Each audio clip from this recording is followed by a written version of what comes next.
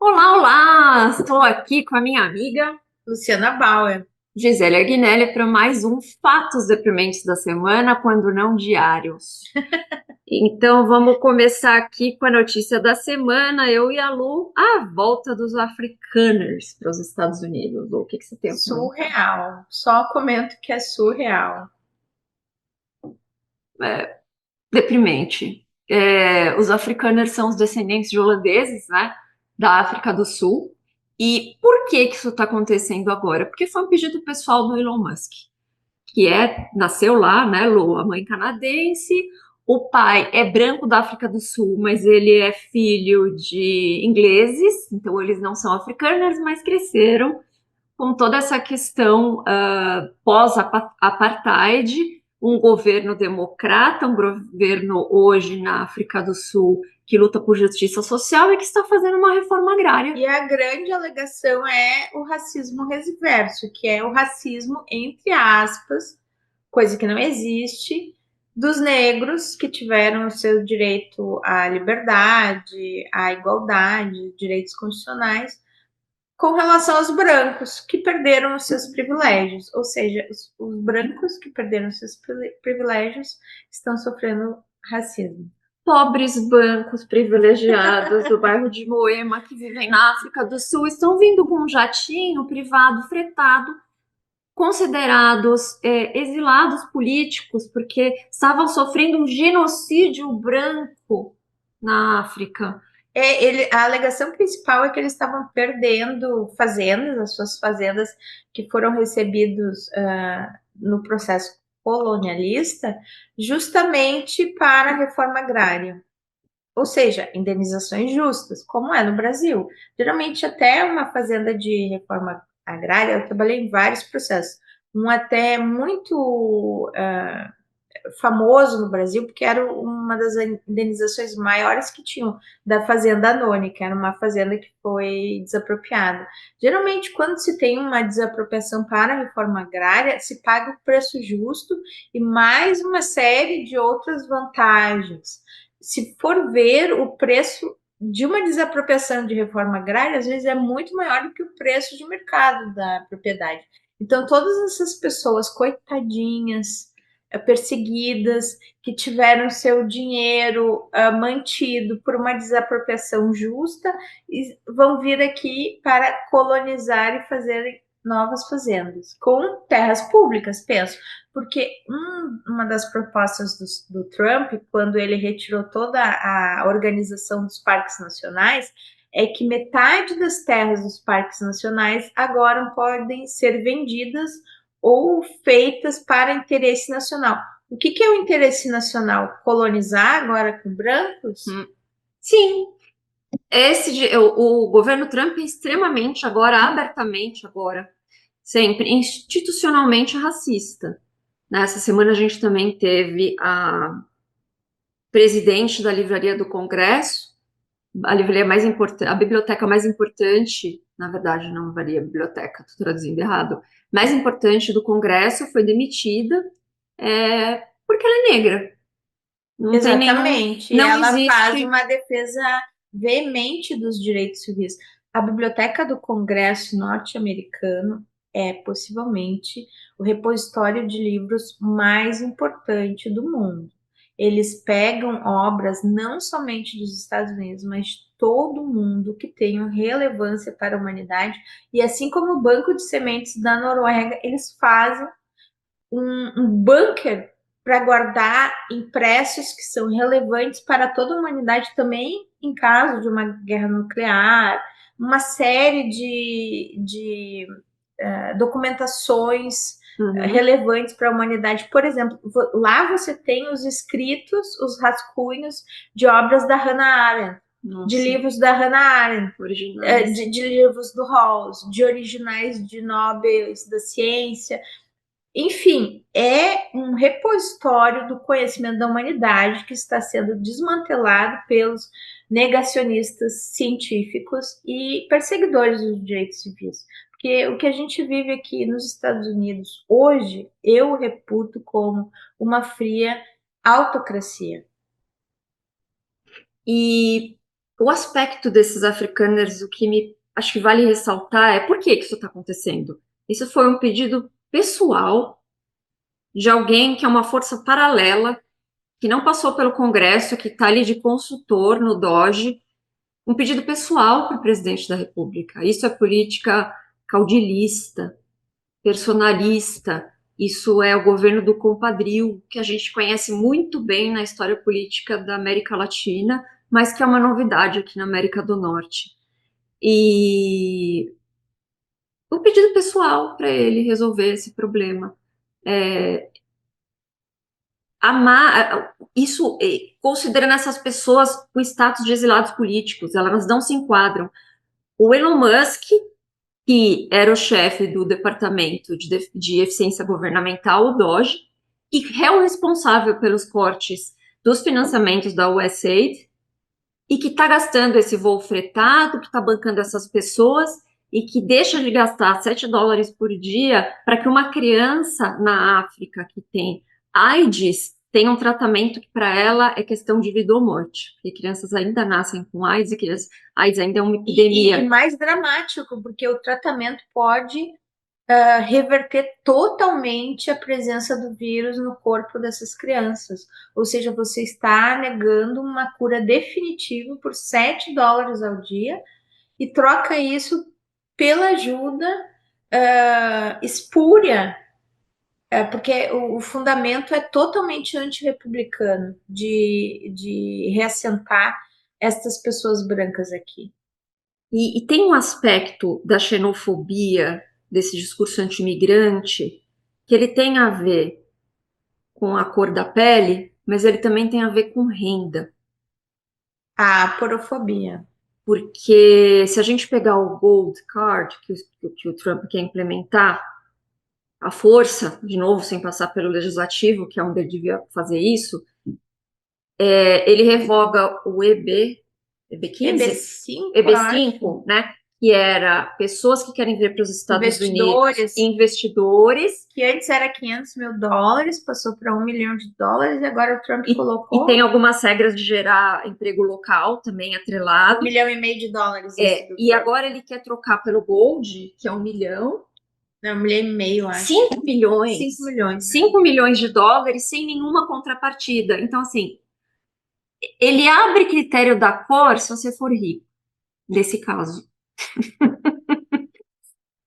Então, ele tem esses dois aspectos, eu acho, da raça e do financeiro. Então, vamos falar, o que é os Estados Unidos hoje? Então, é uma plutocracia, porque a plutocracia é o governo dos ricos. Se nós formos ver as forças políticas de empresários que aderiram ao Trump, nós temos boa parte de Wall Street, Nova York, boa parte do Big Oil no Texas e boa parte das Big Techs na Califórnia, que concentram um grande poderio econômico deste país. É isso, Gi? Também, e também é uma cleptocracia. Também se encaixa nesse conceito. Se você olhar, principalmente ela falou das Big Techs, se você olhar as criptomoedas, é um desbunde o que ele está fazendo, porque ele criou uma empresa que chama World Liberty, ainda durante a campanha eleitoral, em setembro do ano passado. Em outubro, quem? O Trump e os dois filhos, homens, os grandes, não o pequeno. E os três, em outubro ele começou a vender as criptomoedas, vendeu muito aquela do Fight, Fight, Fight, quando ele sofreu o atentado. Ele fez uma moeda do Fight, Fight, Fight. Inacreditável. Ele foi eleito, em março ele lançou outra do stablecoin, pareada ao valor de $1, e ele começou a dar perdões presidenciais a pessoas que estavam em processo de condenação ou condenação por crime financeiro e que investiam na empresa dele. Ele aceitou 2 bilhões de dólares do Emirados Árabes de doação para a empresa dele de criptomoedas, Na sequência, ele fez uma concessão para o governo dos Emirados Árabes de vender chips da Nidivia, e ele vendia por uma questão de segurança só para países da Europa, os chips, que são os chips São os hoje nanochips, são os chips da revolução, da inteligência artificial. porque a inteligência demanda muitos chips e os nanochips usam menos energia, geram menos calor, têm menos impacto. E é uma empresa americana, então, por questões de segurança, se vendia isso somente e com controle de quantidade, mas somente para países democratas e parceiros, né? Então, Emirados Árabes estava fora, e ele abriu uma exceção para Emirados Árabes, porque eles fizeram essa doação generosa de 2 bilhões para a empresa E está dele. vindo mais presente lá da Arábia, das Arábias, não está vindo? Ai, fala sobre o Palácio Voador. Eu sei pouco, mas o que saiu na mídia aqui nos Estados Unidos é que o Catar, que é um emirado, está dando de presente para Trump o que é considerado um palácio voador. Isso é possível, Gi? Vai substituir o Air Force.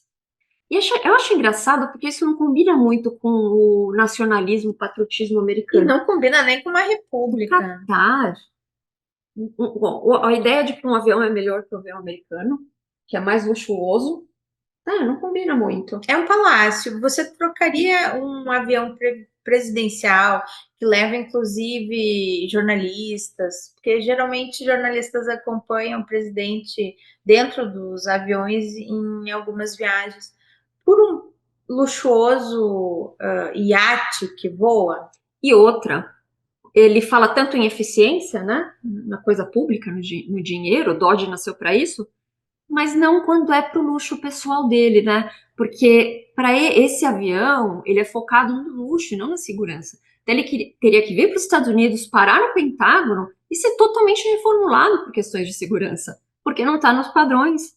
Então, milhões, milhões de dólares. E a cereja do bolo, Lu? Depois que ele sai Da da presidência. presidência, desculpa, fica para ele. Mas De isso presente. não é possível pela legislação dos Estados Unidos, é igual à legislação do Brasil. Que legislação? Ele é um rei. Exatamente. A gente está falando de outro padrão, porque nas repúblicas, os presidentes, os primeiros ministros, geralmente, até mesmo na coroa inglesa, quando se tem um presente acima de um valor, que seja $500, que seja $5.000, ele vai para uma catalogação de bens que são afetos aquele patrimonial do país, ou da coroa inglesa, ou da República do Brasil, ou da República dos Estados Unidos, vai para museus, ele tem que ser devolvido. Sabemos muito do caso dos relógios do ex-presidente Bolsonaro.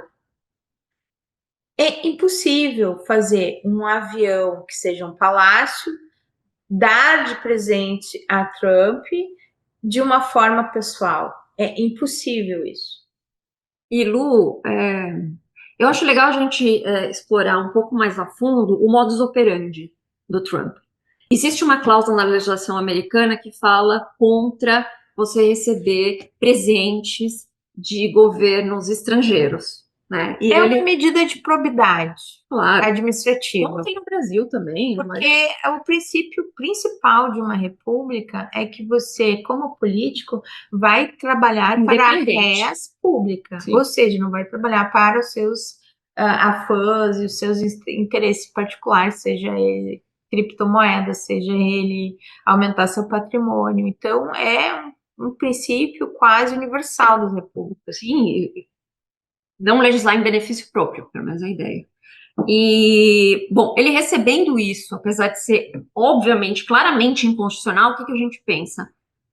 Legislativo, vai abrir um pedido de impeachment, vai abrir um tipo de uma CPI. Pelo menos uma consulta para saber o que está acontecendo. Não dá para fazer isso, porque ele tem maioria, o legislativo está inativo.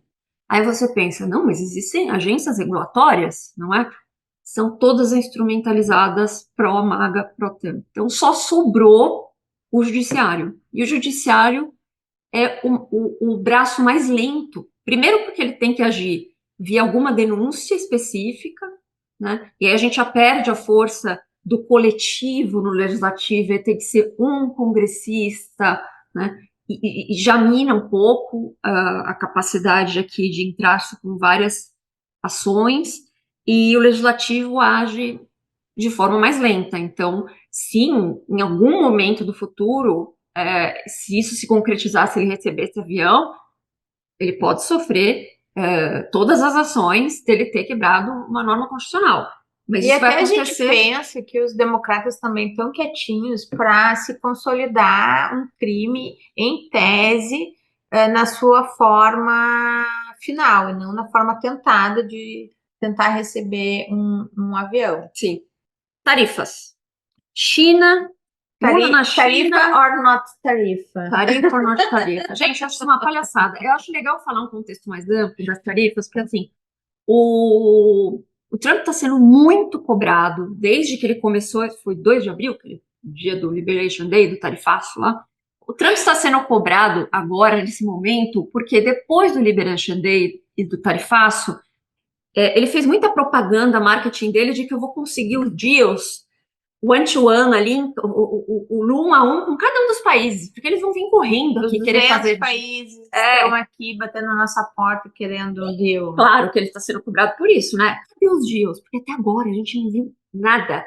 Então, antes de falar Nem da com China, a Índia que estava bem encaminhada, nem com a Índia saiu. Dizem que na hora H não saiu nenhuma então, e a gente não negociação. sabe. Ele fala, é sigiloso, mas, poxa, nada até agora. E ele fez um com a Inglaterra, que é o esperado, né, Lu? Pelo relacionamento que eles têm ali, e não foi nada demais esse acordo com a Inglaterra. Foi ali de automóveis, que era 25%, em automóveis feitos em outros países, inclusive partes feitas. Mas ele diminuiu as tarifas para automóveis, mas ele colocou um teto. Então, a indústria britânica, depois que passa desse teto que ele colocou, e isso eu acho que a gente tem que falar, porque essa dinâmica das cotas podem vir em outras, inclusive Como com a modelo. China, como modelo. Então, não é só a tarifa, tem a cota. Então, se você começa a aumentar as exportações inglesas para os Estados Unidos, ele volta com a tarifa inicial. Então, ele causa uma barreira para você aumentar com o tempo, né, suas exportações, no caso da Inglaterra. Então, a indústria da Inglaterra não gostou muito, automobilística, desse acordo. Depois eles fizeram mais sobre o etanol, que eu acho que foi bem ruim, né, Lu? Porque o etanol... Eles praticamente massacraram os seus agricultores aqui, porque a China, que é o grande importador de soja e de outras commodities agrícolas, parou completamente quase de importar coisas dos Estados Unidos. Então não vai ser o etanol que vai fazer diferença em commodities. Mas o etanol dos Estados Unidos ele é feito com milho. E o do Brasil é feito com cana, né? Então ele é melhor para a produção de menor uso de carbono, né? Você sabe melhor disso que eu. E acho que a Inglaterra, que estava numa pegada mais sustentável de usar o etanol, pelo menos de feito da cana, abriu mão, então agora vai comprar o etanol dos Estados Unidos. E com relação à soja, tomara que o Lula consiga uma boa negociação com a China, né? Aliás, Lu, o que você acha que o As Trump... prateleiras estão vazias. Ela nem Fato. esperou terminar, ela tá me As crescendo demais, já. prateleiras estão Por isso que ele vazias arregou? nos Estados Unidos. Tem, mas eu tenho mais uma teoria. Ele também arregou porque eu acho que quando ele não estava esperando que o Xi Jinping ia trucar. Então, ele primeiro abaixou as tarifas dos tecnológicos, né, Lu? E aí, na sequência, o truco do Xi Jinping foi minérios de terras raras que são fundamentais para chip, para drones, para celular, para certos motores ligados à indústria bélica. E foi, então, não te dou esse aqui Na também. verdade, os metais raros são importantes para tudo, porque a gente está vivendo na era em que todos, até os eletrodomésticos da nossa casa, são interconectados. Então, pelo Bluetooth, tudo, até a geladeira precisa de metais raros como cobalto, lítio, etc. E a Índia não somente tem grande parte das reservas do mundo, tem pelo menos 40%. China também, né? A China tem. Chile, Brasil também tem, mas a China tem 70% a 80% do processo de mineração, porque é um processo de mineração Muito muito específico. específico, usa muita água, Demora-se muito tempo para desenvolver isso. tecnológico. Então, muitas vezes, minerais raros são vendidos de forma bruta como commodity pelo Brasil, por exemplo, e são refinados na China. Então, como você vai lutar com alguém que já tem 80% do cartel de minerais raros, que é a China? Então, e aí, o que você falou, ele já estava, a coisa já era insustentável. São as duas maiores economias do mundo e muito interconectadas. Então, prateleiras vazias, como a Lu falou, o truco do Xi Jinping, a paciência do Xi Jinping, porque desde o começo se sabia que não era sustentável se manter no longo prazo essa política. E o Xi Jinping estava quietinho. Eu tenho uma teoria que é a seguinte: se o Donald Trump tivesse feito o que fez com esse tarifaço no seu primeiro mandato com a China, que ele tentou fazer alguma coisa bem mais leve, fez uma coisa bem mais leve, a China não estaria preparada e a China teria feito mais concessões. Mas ele fez uma forma intermediária de aquamento com o povo chinês, com a indústria, dizendo: vocês roubam a nossa tecnologia, vocês imitam nossa tecnologia, vocês roubam nossos mercados, vocês roubam nossos empregos. Que isso ajudou, desde 2017, ao povo chinês ter a resiliência de planejar o futuro sem os Estados Unidos. Então, esse desacoplamento que a gente fala, que como as duas economias vão se desacoplar, já aconteceu na cabeça dos chineses já em 2017. Ótimo. E para introduzir um último assunto aqui, talvez até para fechar, vamos falar sobre a prisão do prefeito de Newark, Lu. Vamos, porque é uma coisa muito impactante para o sistema micropolítico que é os Estados Unidos. Os Estados Unidos são feitos de várias comunas, de várias comunidades que têm a sua liderança política. Ela é muito feita de forma distrital. Então, os políticos, quando dá qualquer dissensão, qualquer estranhamento, vão para as ruas com as suas pessoas. E é o que está acontecendo em várias cidades que se chamam santuários, porque não são cidades santuários, são só cidades democráticas que prezam a Constituição dos Estados Unidos. Os prefeitos estão indo ver as atuações do ICE, porque elas são, em sua maioria, eivadas de alguma ilegalidade. Ou não tem um mandato judicial, ou são feitas com muita truculência, como nós vimos na prisão da brasileira. Fala mais sobre a prisão da brasileira. Teve um impacto tremendo, tanto nos Estados Unidos quanto aqui, porque era uma brasileira que estava com a sua filha de 16 anos e mais um bebê de 2 meses, e que foi praticamente caçada pelas ruas. Sim. A sua filha foi colocada, a bochecha no asfalto, o bebê, sabe-se lá o que aconteceu naquela hora com o bebê, ele foi parar na mão de outras pessoas. E daí as pessoas que estavam na rua começaram a agredir também o ICE, e daí o ICE começou a dar voz de prisão para as outras pessoas. Ou seja, uma truculência sem igual, uma truculência que nós só vimos no passado com o fascismo. E retomando, a gente já tinha falado sobre a prisão da juíza, né, Lu, e a prisão de um prefeito eleito democraticamente, que com a população, com 2 congressistas, exercer o seu direito constitucional que lhe foi dado, né, de fiscalizar uma prisão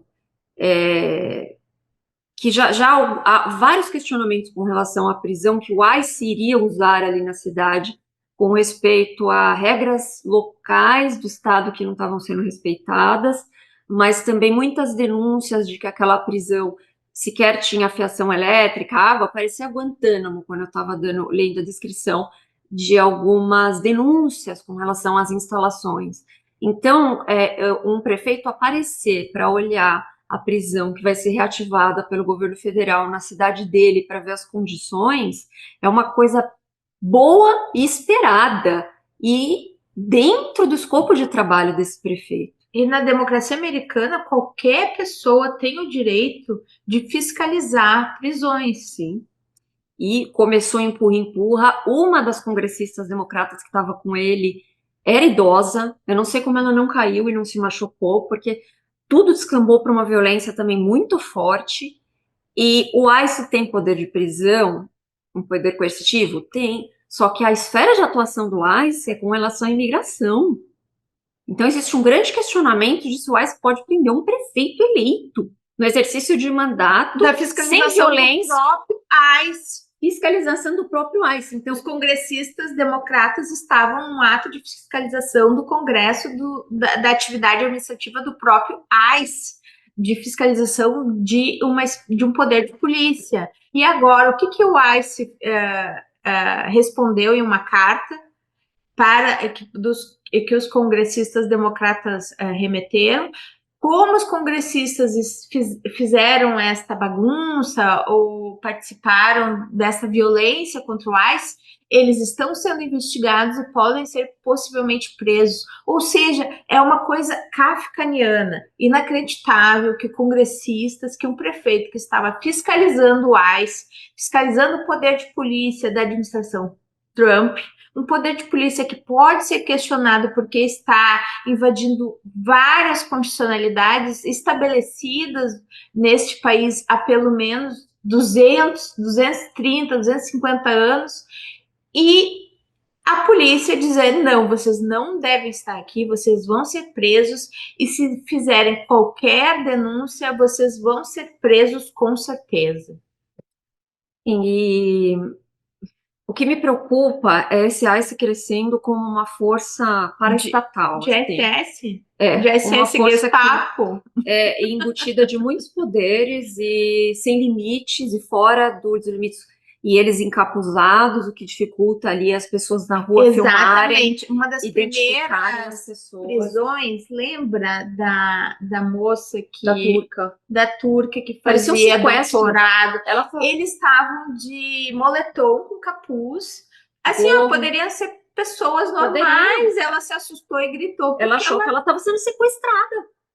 Que não é muito diferente do que eles fazem com os imigrantes, né? E daí você pergunta qual é a racionalidade administrativa de você ver o ICE prendendo pessoas assim, quando, se você tem a racionalidade administrativa, a razão pública administrativa, você pega o mandado e vai lá e prende a pessoa, porque ela está ilegal, porque ela infringiu alguma coisa. Isso geralmente depois de ter passado por um juiz de imigração. O grande problema que nós temos visto aqui também é que vários juízes de imigração estão sendo demitidos e colocados no lugar oficiais da polícia do ICE. Sem nenhuma preparação. Se trocando juízes de imigração por aparelho administrativo da administração Trump.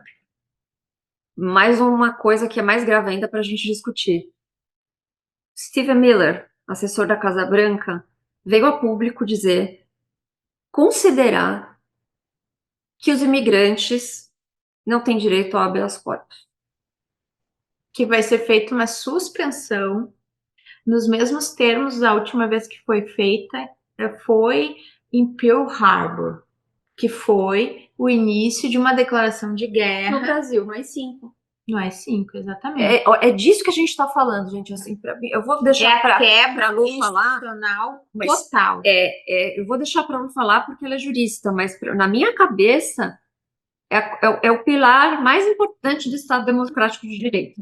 É disso que a gente está falando. E não é para todo mundo, é para alguns, o que lembra sim a gente falar sobre o estado de exceção nazista. Porque ele funcionava para algumas pessoas o direito, mas para outras não, que eram os judeus. E ele vai passar a ser assim, funcional para uma parte da população e para outra não. E, gente, tem gente com green card aqui, legalmente, a gente não está falando só de legal. Pessoas que nasceram aqui. Tem a 14ª emenda, que diz que pessoas que nasceram aqui são americanos, Isso, é um direito é. consuetudinário quase. E é mais amplo que isso. Qualquer pessoa que esteja aqui, legal ou não, em território americano, tem direito a um julgamento justo, numa corte, responder por esse processo. Então, é isso que está em xeque aqui. Isso é muito, muito grave. Até agora, tudo que a gente falou, acho que esse é o mais grave. Não é só grave, como é assustador, porque foi a primeira vez que tanto eu quanto a Gisele pensamos, agora realmente é grave. Porque até então a gente só estava assustado e pensando, que ruim que viemos morar nos Estados Unidos, a terra que trouxe tanto de liberdade, de ganhos constitucionais. Eu vim aqui estudar direito no meu doutorado, de ganhos da história da Constituição americana que influenciou boa parte das democracias e constituições do mundo.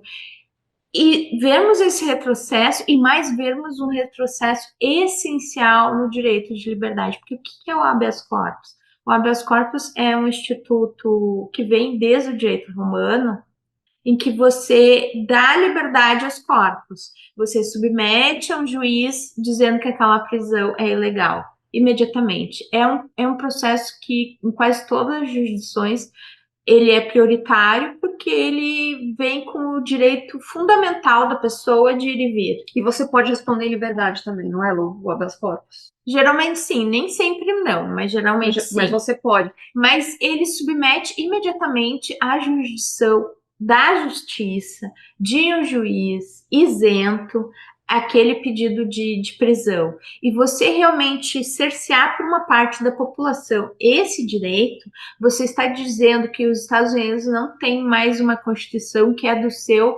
preâmbulo. Todas as pessoas nascem livres e iguais e procuram a felicidade, né? Sim.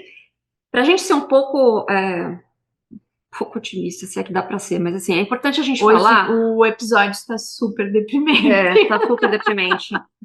Peguem seu Rivotril.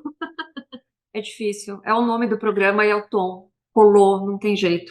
Mas a menina, a estudante turca, que a gente citou aqui, que foi libertada, que parece assim, ó, ela fala coisas positivas, mas o olhar dela é de alguém que saiu assim de Guantánamo. Mas ela foi libertada, pelo menos, porque os habeas corpus estão funcionando. Eles querem acabar com o habeas corpus, isso é muito, muito, mas é bom dizer que ela conseguiu, a justiça funcionou para ela, embora o Khalil ainda esteja preso, que é o primeiro, aquele que foi preso lá em Colômbia, que também tem o green card, e não se apresenta provas contra essas pessoas. Então eles ficam num limbo jurídico nos Estados Unidos. É isso que acontece, isso que é muito assustador, né? E a justiça é lenta, e esse está sendo um grande problema, porque o judiciário ele tem o seu próprio tempo. E ele age quando provocado, ele nunca é o protagonista da ação, né? Tem que vir de algum lugar.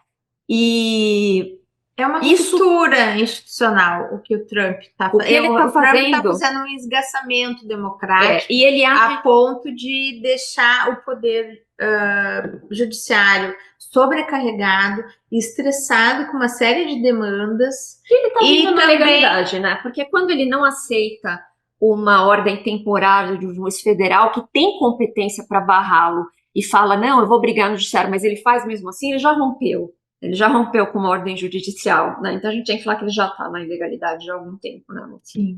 Mas assim, ele age enquanto não tem. Ele acha que só a Suprema Corte, isso na cabeça dele, tá? Porque isso não tem base jurídica, não tem base constitucional. Enquanto a Suprema Corte não responde sobre tudo que ele coloca, ele pode agir. E ele é muito subreptício, porque ele coloca assim: o tópico 1 é essa prisão, mas o tópico 2 de uma ação da Suprema Corte pode ser a imobilidade de todo o Poder Judiciário. Você mesmo estava falando de um assunto para mim, fala aí, pessoal. Eu vou falar, mas será que a gente deixa para o próximo? Eu deixo o teaser ou a gente fala?